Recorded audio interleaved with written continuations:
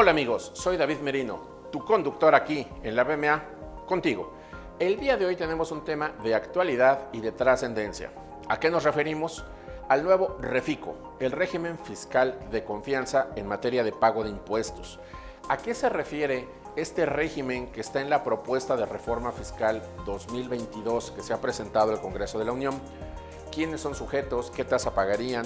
¿Cuáles son los supuestos de pago? ¿Cómo se calcularía? Estas y otras preguntas las vamos a responder aquí, para ti, en la BMA, contigo. Comenzamos.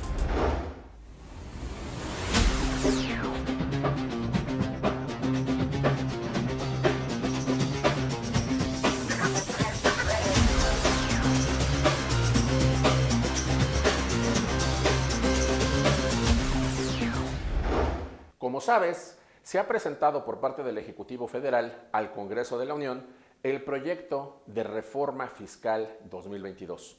Dentro de este proyecto se contemplan muchos cambios, como cada año, pero uno es muy significativo y tendrá mucho impacto en la gente.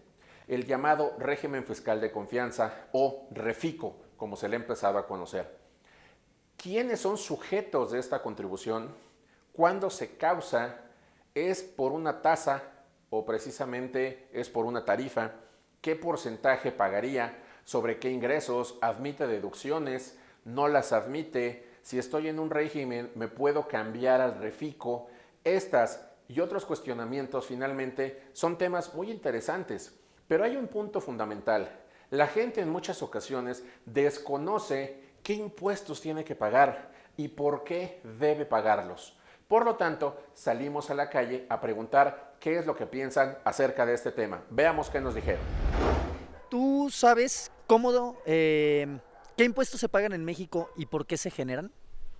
Sí, bueno, se paga el ISR y se descuenta a los trabajadores, ya sea público o privado. ¿Y tú crees que la gente que no paga impuestos estaría dispuesta a darse de alta en el SAT si pagara poco, si no fuera mucho lo que pagara? Pues yo creo que sí, pero ya se acostumbraron a no pagar, entonces es más fácil no pagar. Y si tú pudieras preguntarle a un abogado algo con respecto a este tema del SAT y los impuestos, ¿qué le preguntarías? Ah, ¿cuál es la cantidad permitida que no puedo declarar para no meterme en problemas legales? ¿Sabes qué son los impuestos y por qué debemos de pagarlos? Pues tengo entendido que es una forma de tributo que damos al gobierno y el cual permite que se hagan diversos gastos para la sociedad, ¿no? Hospitales, construcción de caminos y puentes y todo ese tipo de cuestiones. Excelente. ¿Y tú sabes cómo debemos de hacer el pago de impuestos en México? Bueno, yo lo único que sé y pues, que tengo entendido es que se hace mediante la Secretaría de Hacienda. Y la verdad es que desconozco el protocolo, ¿no? Muy bien, y si tuvieras una pregunta o si pudieras hacerle una pregunta a un abogado con respecto a este tema del SAT y los impuestos, ¿cuál sería tu pregunta? Bien interesante eso, porque sí tengo preguntas. Yo lo que preguntaría es si nosotros como trabajadores independientes, en este caso los que nos dedicamos a la enseñanza de las artes marciales, tenemos que pagar impuestos y cómo tendríamos que pagarlos, porque eso sí es algo que me preocupa, ¿no? ¿Sabes qué es el nuevo régimen de confianza fiscal que el SAT propone para el 2022? No, no lo sé. ¿Y sabes qué actividades se consideran dentro del actual régimen de incorporación fiscal RIF? No, tampoco las conozco. Y si pudieras hacerle una pregunta con respecto a este tema a un abogado, ¿qué pregunta sería? ¿En qué momento, a partir de qué momento entra en vigor y de qué forma podemos hacer frente a ello? ¿Usted sabe cómo debemos de hacer el pago de impuestos en México? Pues uno va al SAT y ahí ya se hace el pago de impuestos. Muy bien, ¿y tú crees que la gente que no paga impuestos estaría dispuesta a darse de alta en el SAT si va a pagar poco? Pues no, la neta es que nos roban mucho. La neta es que no hay como sistemas de control y yo no creo que incluso bajando los impuestos estas personas vayan a pagar impuestos. Sí. Y si pudiera usted hacerle una pregunta a un abogado con respecto a este tema del SAT y de los impuestos, ¿qué pregunta le haría? ¿Por qué no hay sistemas de transparencia en línea para que todos podamos ver qué se hace con el dinero de nuestro país? Como puedes observar, cuestionamientos hay muchos y de muchos tipos. Son preguntas muy diversas, pero que todas tienen un punto en común: el impuesto. ¿Cómo se causa? ¿Qué es? Básicamente, ¿qué tengo que pagar? ¿Por qué? ¿Y cuánto? ¿A quién le pago? ¿Cómo lo pago? Todas esas preguntas las vamos a responder con respecto al régimen fiscal de confianza, REFICO, por lo cual, desde luego, como siempre aquí en la BMA Contigo, fuimos con los expertos. Vamos a ver qué nos dicen. Muy buenos días a todos. En relación con las preguntas que tenemos respecto del nuevo régimen simplificado de confianza, creo que en primer término vale la pena señalar que esto apenas es una iniciativa que está en discusión en el Congreso de la Unión. Sin embargo, es una de las principales herramientas que está presentando el actual gobierno federal a efectos de simplificar el cumplimiento de obligaciones fiscales y de alguna manera, obviamente, tratar de que se incorporen más contribuyentes e incrementar el padrón ante el Registro Federal de Contribuyentes. Aquí, a lo mejor con este nuevo régimen que se está proponiendo, un dato importante que yo creo que sí vale la pena conocer es que actualmente el padrón ante el RFC de personas físicas con actividades empresariales se integra por ahí más o menos de 12.5 millones de contribuyentes, de los cuales 10.2 millones facturan al año menos de 3.5 millones de pesos. O sea, la mayoría están en este nivel. Y la verdad es que en este nivel también, según datos de la propia autoridad fiscal, la recaudación es menor, más o menos en este rango de ingresos de personas físicas con actividades empresariales. El rango de recaudación es del 0.69% del total de la recaudación anual. Entonces, obviamente lo que se está buscando con esta nueva propuesta del gobierno federal es, uno, pues obviamente facilitar de alguna manera el cumplimiento de las obligaciones fiscales. Dos, que esta medida se estima permitirá que se tenga un mayor cobro de impuestos sobre la renta. Y tres, como ya lo había señalado también, pues se busca de alguna manera que en el tiempo se pueda ampliar la base de contribuyentes con este nuevo régimen. Ahora bien, este nuevo régimen simplificado de confianza se está estableciendo básicamente tanto para personas físicas como para personas morales. En el caso de las personas físicas, este régimen aplicaría cuando se realicen únicamente actividades empresariales, profesionales, se otorgue el uso o goce temporal de los bienes y en el caso de los agapes. Aquí la limitante es que este régimen aplicaría a este tipo de actividades siempre y cuando los ingresos por la actividad o las actividades señaladas que se realicen en el último ejercicio fiscal o en el ejercicio inmediato anterior no hubieran excedido de 3.5 millones de pesos. Esta es la regla inicial que se tiene en el caso de las personas físicas para poder aplicar este nuevo régimen una vez que esté aprobado. A lo mejor aquí vale la pena aclarar, en caso de aprobarse este nuevo régimen, entraría en vigor a partir del 1 de enero del 2022, que sería cuando ya se podrán incorporar a este nuevo régimen.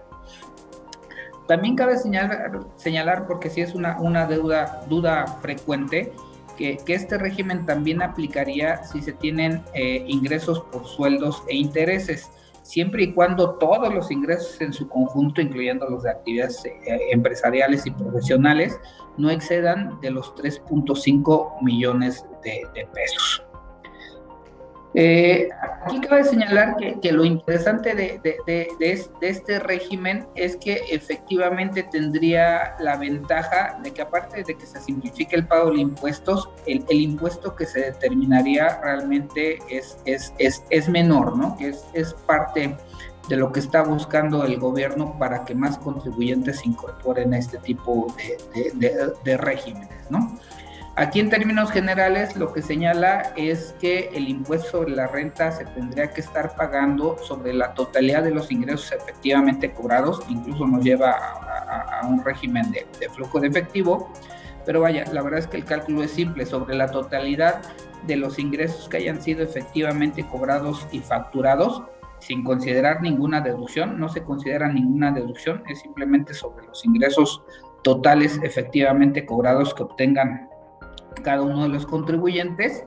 Se va a aplicar una tabla que tiene tasas progresivas que van desde el 1% hasta el 2.5%. Entonces, la realidad es que yo creo que sí se vuelve inicialmente en este sentido bastante interesante, porque insisto, aparte de que es una tasa pequeña, realmente sí es una tasa pequeña, si consideramos el régimen actual, el impuesto que resultaría la aplicación de esta tasa directamente sobre los ingresos efectivamente cobrados, la verdad es que es un importe menor.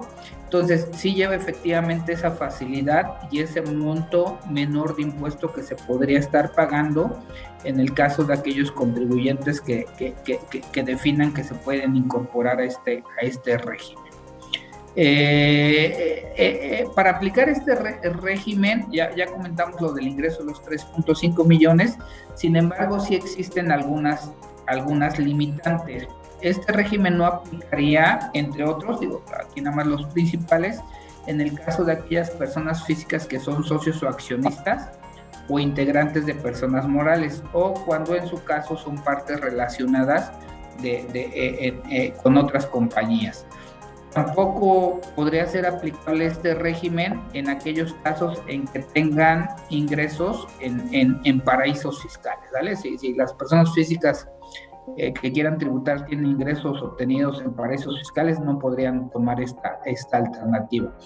Y tampoco aplicaría para aquellos contribuyentes que reciban ingresos por honorarios, por concepto de pagos cuando son miembros de consejos directivos, o en los casos de aquellos honorarios preponderantes y que sean asimilados a salarios por actividades empresariales o por servicios. La realidad es que sí, inicialmente, seguramente faltan muchas reglas que se publicarán en su oportunidad, pero inicialmente, con base en el proyecto, pues sí se observa que realmente existe cierta facilidad para cumplir con las obligaciones que establece este nuevo régimen. La verdad es que son bastante simples, entre otras, pues obviamente es estar inscrito en el Registro Federal de Contribuyentes. El otra, pues contar con la FIEL. Si no se cuenta, pues hay que sacarlo, obviamente.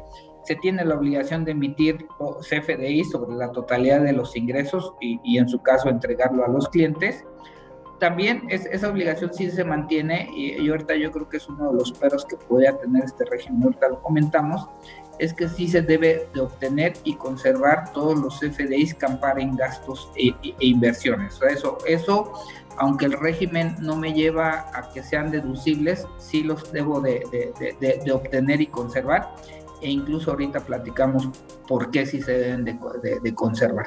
También se estaría obligado, en el caso de que se tengan trabajadores, pues obviamente efectuar las retenciones y enterarlas, y a presentar pagos mensuales y la declaración anual. Aquí cabe destacar que hay una aclaración que se hace, que en el caso del 2022, que en su caso sería el primer año que va a estar vigente este nuevo régimen, durante 2022 no se estaría obligado a efectuar pagos provisionales, se irían hasta el pago anual, y ahí sí, a partir del 2023, ahí sí ya se tendrían que llevar a cabo pagos provisionales mensuales y obviamente la declaración anual. Otra de las ventajas que se están señalando en este régimen es que para el cumplimiento de las obligaciones ya va a existir cierta información precargada en la página del SAT para el cumplimiento de sus obligaciones fiscales. La teoría de la autoridad es que con los FDIs que se reportan como efectivamente cobrados y también con todos los comprobantes que se van a obtener, que es como ya lo señalé, se está obligado a obtenerlos, cuando se entre a la página para hacer la declaración, pues de alguna manera ya esté precargada toda la información, nada más para si se está de acuerdo con lo que está incluido ahí en la página, pues generar la línea de captura y voltearse al banco a pagar el impuesto sobre la venta, el impuesto sobre la renta correspondiente. En términos generales, este sería el tema para las personas físicas. Tiene algunos temas a mejorar. Por ejemplo, la PTU se debe determinar con el régimen normal. ¿Qué es el régimen normal? Bueno, pues el que aplica actualmente, ingresos menos deducciones, ¿no? Entonces te lleva a que de alguna manera también lo debas de estar controlando. En el caso de las personas morales, nada más en términos generales, se está haciendo un cambio para establecer que deberán tributar en este régimen aquellas personas morales residentes en México que sean constituidas únicamente por personas físicas cuyos ingresos en el ejercicio inmediato anterior no hubieran excedido de la cantidad de 35 millones. Aquí básicamente como que se está creando este nuevo régimen. La diferencia principal es que es a través de flujo de efectivo. Los ingresos se acumulan cuando se cobran y las deducciones en este caso se deducirían hasta el momento en que efectivamente se paguen, y dan algunos beneficios, por ejemplo, en cuanto a las tasas de depreciación aplicables, ¿no? que en este caso sí son más altas.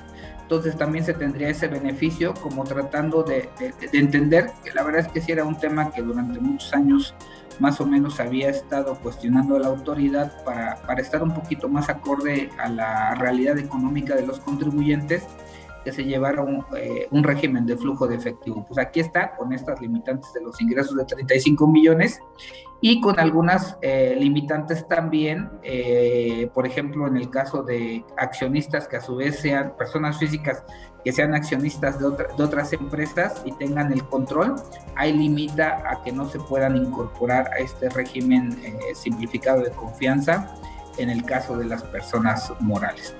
Pues en términos generales, esto sería brevemente comentado lo que es el régimen de confianza. Obviamente estamos a sus órdenes en caso de que tengan cualquier duda adicional, pues con todo gusto lo volvemos a platicar. Interesante respuesta es la que nos da nuestro especialista. Nos ha aclarado qué es el régimen fiscal de confianza o REFICO, a quiénes les aplica, qué sucede si yo tributo bajo otro régimen y cuánto podré llegar a pagar, además de los puntos finos en los que hay que tener cuidado. Por eso es importante que aquí en la BMA Contigo nos mandes tus comentarios y preguntas a las redes sociales que aparecen aquí en la parte de abajo. Este es un programa que hace la BMA TV, la Barra Mexicana Colegio de Abogados, para ti. Yo soy David Merino, agradezco tu atención y nos vemos en la siguiente emisión de la BMA Contigo.